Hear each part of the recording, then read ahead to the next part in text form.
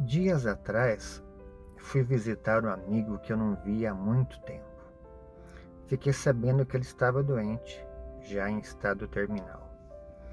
E a primeira coisa que me veio à cabeça foi uma preocupação. O que eu vou falar para ele? Talvez você já tenha passado por uma situação parecida.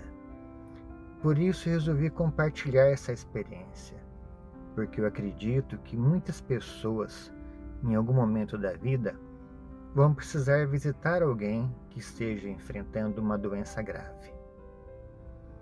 Minha primeira ideia foi orar.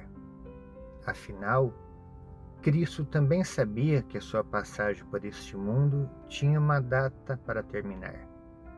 E mesmo assim, cumpriu integralmente a vontade do Pai e nos deixou ensinamentos únicos e eternos. Depois da oração, comecei a pensar em como somos egoístas. Nós não queremos perder ninguém. Talvez, se aprendêssemos a lidar um pouco melhor com a fragilidade da vida, pudéssemos aprender também a viver melhor.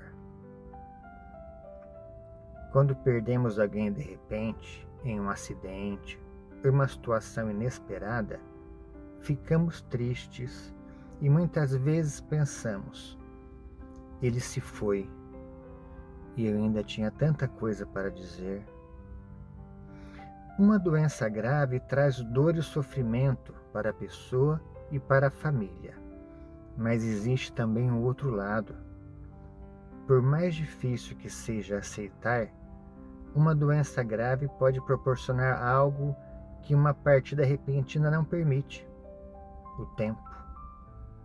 Tempo para estar perto de familiares e amigos, tempo para conversar, tempo para lembrar, tempo para transmitir conhecimentos, tempo para chorar por lembranças do passado e, talvez uma das coisas mais importantes, tempo para perdoar e ser perdoado.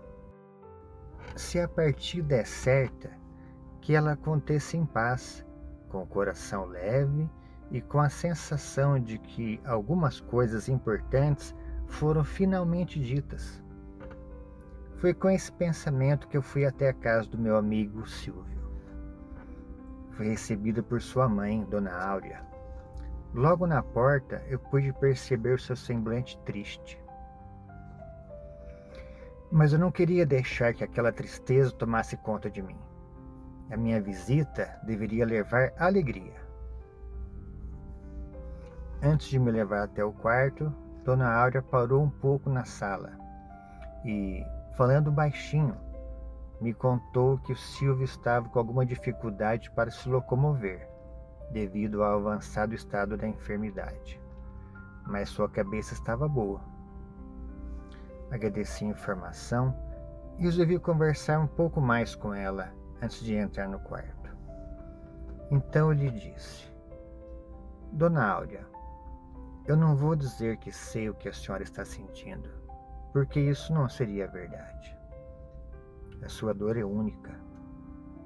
Eu nem consigo imaginar o quanto deve doer ver um filho enfrentando uma situação de saúde irreversível. Mas eu gostaria de lhe apresentar uma outra maneira de enxergar tudo isso. Não quero mudar a sua opinião, nem fazer de conta que a sua dor não existe. Quero apenas que a senhora conheça um outro lado dessa história. Eu e a senhora sabemos que, cedo ou tarde, todos nós vamos deixar este mundo. A partida não é um segredo. E, sabendo disso, o que me impede de viver com mais intensidade? O que me impede de me envolver mais nas conversas com as pessoas, de dedicar mais atenção às atividades que me fazem bem, de dizer aquilo que muitas vezes deixamos para depois? A única coisa que me impede, muitas vezes, sou eu mesmo, e a falta de consciência sobre como a vida é breve. Ah, mas o que isso tem a ver com Silvio? Tudo. Só que eu não entrei naquele quarto para falar isso para ele.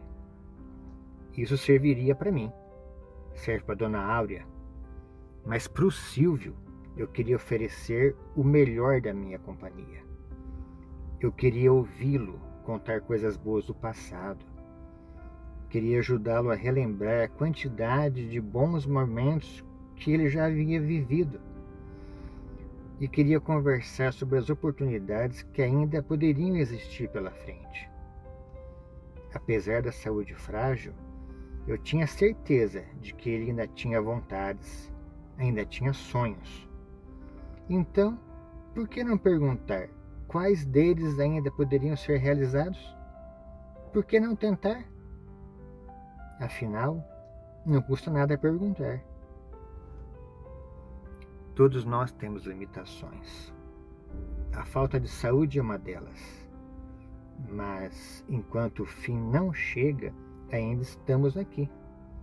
E enquanto estamos aqui, ainda existem coisas que podem ser feitas. Dito isso, deixei Dona Áurea sozinha na sala e fui até o quarto. Quando cheguei à porta, fui recebido pelo sorriso sincero do Silvio. Acomodei-me em uma cadeira ao seu lado e deixei a conversa acontecer naturalmente. Fiz questão de ouvir mais do que falar. E uma coisa me impressionou profundamente. Silvio não reclamava da sua situação. Pelo contrário, ele ainda agradecia a Deus por estar ali, convivendo com a sua mãe. Então ele me contou uma coisa que eu não sabia. Quando era pequeno, a sua mãe trabalhava fora, e os dois quase não se viam. Depois de crescer, Silvio saiu de casa e foi viver a própria vida morando sozinho. E foi somente agora, acamado e doente, que ele estava realmente convivendo com a sua mãe. E ele me disse que agradecia a Deus por ter recebido essa oportunidade. Naquele momento, eu entendi que aquela doença havia trazido sofrimento, sim, mas também havia criado uma oportunidade que talvez nunca tivesse existido de outra maneira. A visita foi muito gratificante. Nós rimos muito e choramos também. Mas, acima de tudo, ficou uma coisa muito importante. Silvio, apesar da sua enfermidade, ainda estava ali.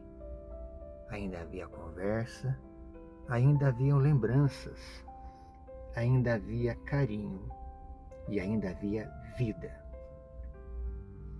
E essa experiência me deixou uma grande lição. Muitos dos nossos problemas simplesmente desaparecem diante de um problema de saúde. De repente, não existe mais tanta preocupação com o trabalho do dia seguinte.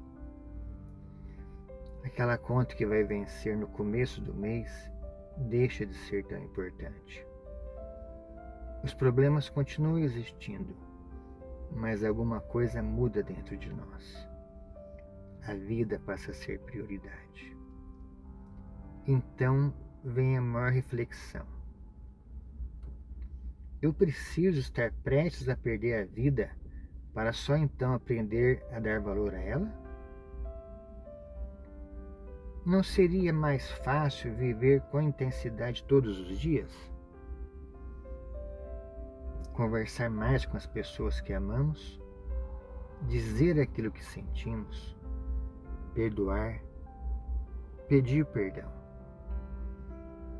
Criar boas lembranças enquanto ainda temos tempo?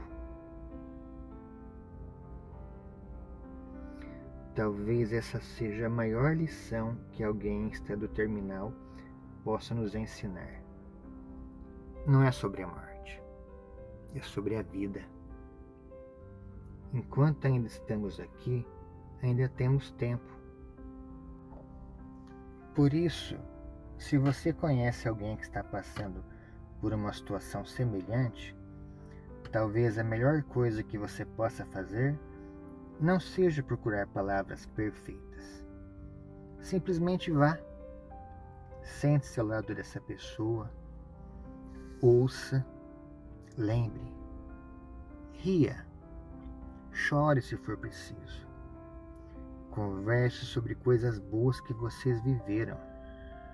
E, acima de tudo, não trate aquela pessoa como se ela já tivesse partido. Ela ainda está aqui. E enquanto alguém está aqui, ainda existe vida para ser vivida. Pense nisso e leve essa mensagem para todas as pessoas que possuem alguém na família passando por uma situação semelhante. Seja um semeador de boas conversas e ajude as pessoas a viverem mais e, principalmente, a viverem melhor.